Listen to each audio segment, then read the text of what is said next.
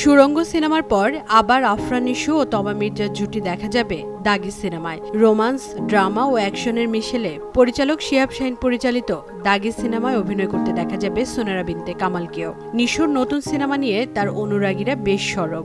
প্রচারণায় শুরু থেকে এগিয়ে রয়েছে সিনেমাটি।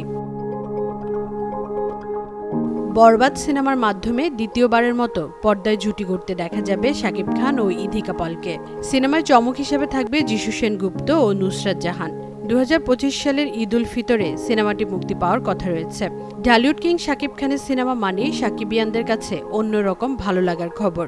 এই সিনেমার শুটিং শুরু থেকে এখন পর্যন্ত বেশ আলোচনায় রয়েছে। সঙ্গীতশিল্পী প্রীতম হাসান নতুন বছরে পর্দা মাতাতে আসছেন ঘুমপড়ি সিনেমা দিয়ে।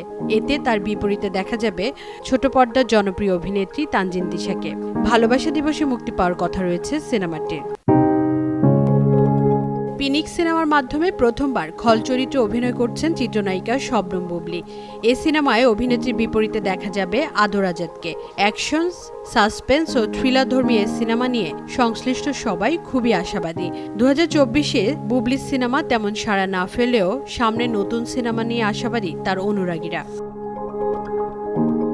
নীলচক্র ক্রাইম ঘরানার এই সিনেমায় আরিফিন শুভর বিপরীতে অভিনয় করেছেন মন্দিরা চক্রবর্তী। নতুন বছরে এই সিনেমায় মূল আকর্ষণ হিসেবে সঙ্গীতশিল্পী বালামকেও দেখা যাবে, যা হবে বালামের প্রথমবার বড় পর্দায় অভিনয়। জিয়াউল ফারুক অপূর্ব এবং তাসনিয়া ফারিন অভিনীত নাচে গানে ভরপুর রোমান্টিক কমেডি ঘরানার সিনেমা হাউস সুইট আসছে ভালোবাসা দিবস উপলক্ষে। নির্মাতা কাজল আরিফিন অমির ওই ফিল্মটি মুক্তি পাবে। ফাতেমা কাউসার, নিউজ 24।